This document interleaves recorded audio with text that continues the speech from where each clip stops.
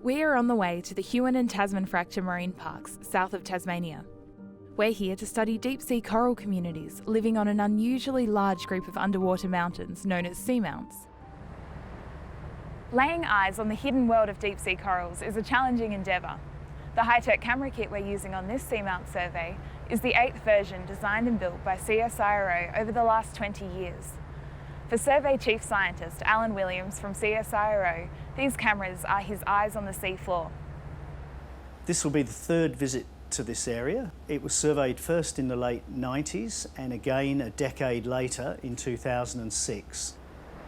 The surveys themselves are quite complicated. Each camera transect runs down a seamount from its peak to its base.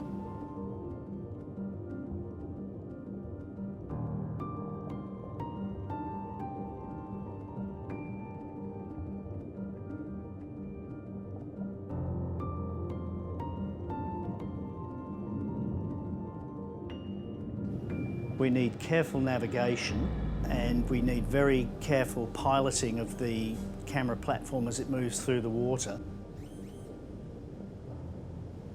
The vessel is towing the camera down the continental margin adjacent to the seamounts area. This map here, the underlay shows the seabed topography. The two symbols you can see here, the first one is the ship, and the second one behind it is the tow camera with a beacon on it that transmits the position of the camera back to the ship. Imagine having the job of flying the deep tow camera at the end of thousands of metres of cable, just 2 metres above the seafloor. This is the latest generation of the CSIRO Ocean and Atmosphere's towed camera platform. Carl Forsey and Jeff Cordell of CSIRO are two of the pilots on this survey. They absolutely love their work, including its many challenges. With the latest cameras, we're able to control them via Ethernet from the surface. We're able to mount them in specially CNC machined housings to take 3D stereo imagery of the seafloor. And of course, cameras are a lot higher resolution these days. There's much better light sensitivity. So we're able to take advantage of all those features in our cameras and get the absolute best quality photos up on the surface in real time. When we're looking at new discoveries, species that have never been seen before by anyone, and you're controlling that with a joystick, it's a really good feeling. 10 years ago, a remote-controlled deep diving vehicle from the United States placed 9 granite settlement plates at the base of Sister Seamount in the Huon Marine Park. The settlement plates provide precise locations for scientists to monitor new coral growth.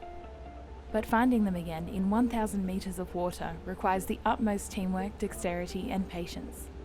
A drop camera deployed beneath the ship relays the view of the remote seafloor back to Alan and the camera pilot in the operations room.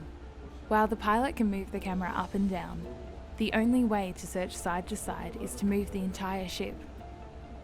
Guided by the camera and a map of the seafloor, Alan communicates with the skipper on the bridge, who makes tiny adjustments using the ship's dynamic positioning system. James, could you take us 4 metres east, please? Yep. Thank you. After many hours of manoeuvring, the settlement plates are spotted, and the camera is coaxed close enough to take a clear image.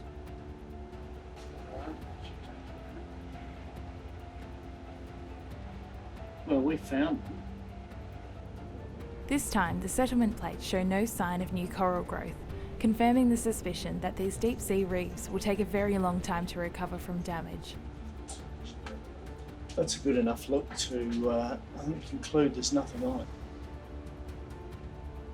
Seeing the images coming up from the seafloor 1,000 metres below us is quite extraordinary.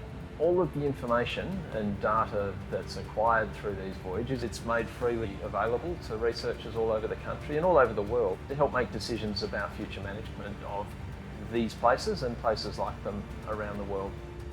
These deep-sea cameras show us how deep-sea coral communities change predictably with depth and the kind of substrate available for them to attach to. The camera allows us to view the animals remotely, but for a better understanding, we need to take a closer look.